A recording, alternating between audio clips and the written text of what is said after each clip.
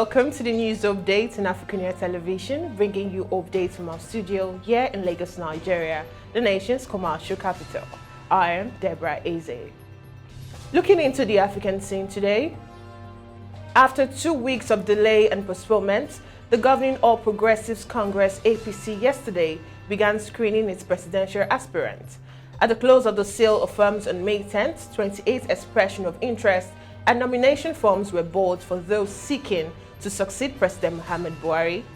Of the number, 23 aspirants were cleared to face the screening committee in Abuja, headed by the former national chairman of the party, Chief John Odiege Onyegun. Former President Goodluck Jonathan was not on the list, though he has been linked with the ticket. While the screened aspirants await the outcome after all the presidential hopefuls would have been attended to in the two-day exercise, it was gathered yesterday that the committee was asked to qualify Tinubu over questionable educational qualifications, following the emergence of Atiku Abubakar as the People's Democratic Party, that is PDP, flag bearer. Sources say APC chieftain are zeroing in on Vice President Yemi Osinbajo as the party's best bet. Informed sources disclosed yesterday that a meeting of key stakeholders of the party argued that Osinbajo will be the only option to defeat Atiku since he represents a different generation, while Atiku and Tinubu are very much alike in the eyes of the public. Now moving on, Rivers State Governor Nyesom Wike yesterday accused a southern colleague of masterminding his failure to win the ticket, saying they ganged up against him with some vested interest to derail the quest for a southern president.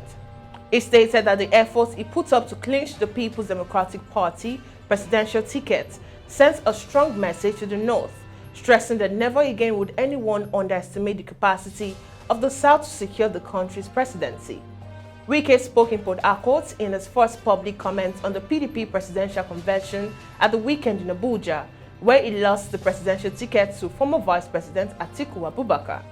The governor's comments came as Atiku yesterday commenced a reconciliatory move to try to get the other presidential aspirants who contested the PDP tickets with him at last Sunday's or Saturday's nomination convention to close rank behind him for the party's success in 2023.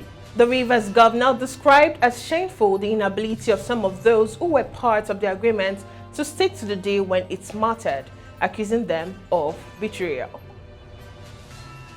And now, 21 cases of monkeypox disease have been recorded this year. Of the number, 15 incidents were captured as of April 30th, 2022, while the other 6 happened between that time and May 29th. Consequently, the Nigerian Center for Disease Control has activated a national multi-sectoral emergency operations center for monkeypox at level 2 to strengthen and coordinate ongoing response activities in the country. The death was reported in a 40-year-old patient who had underlying comorbidity and was on immunosuppressive medications.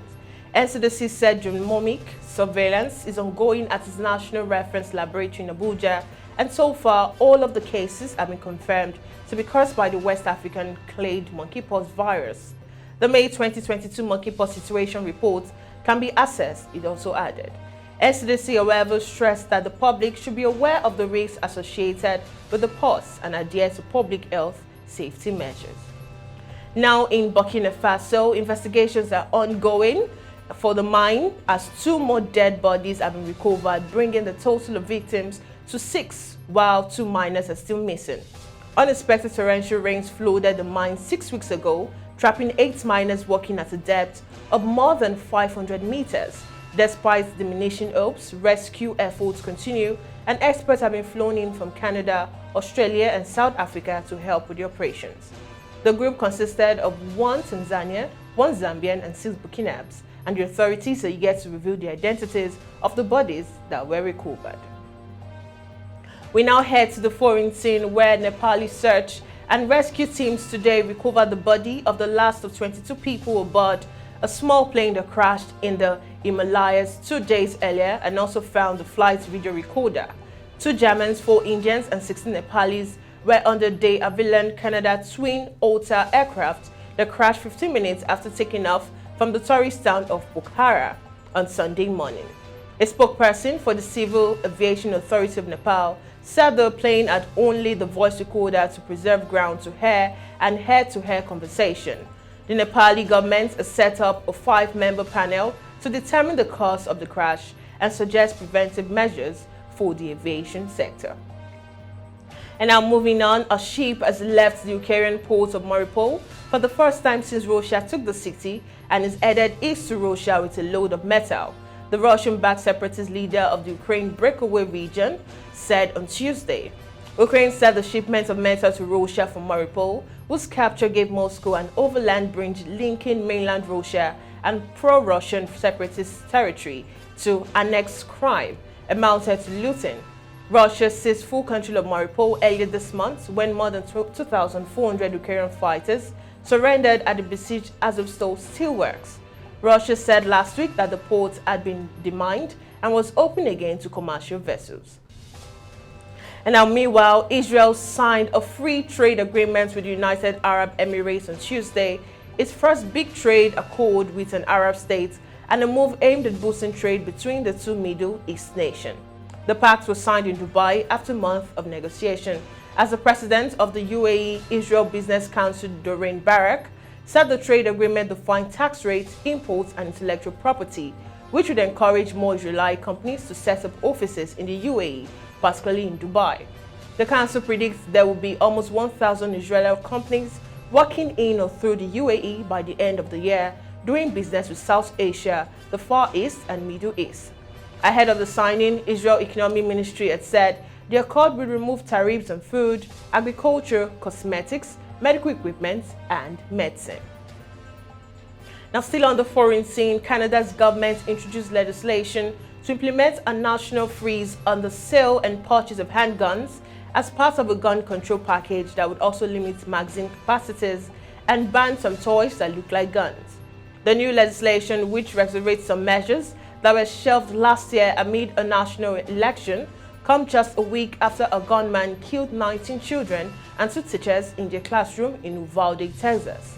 Prime Minister Justin Trudeau told reporters the new measures were needed as gun violence was increasing. The handgun freeze would contain exceptions, including for elite sports shooters, Olympic athletics, and security guards, and also Canadians who already own handguns would be allowed to keep them. Now, away from the foreign scene, we now head to the world of sports.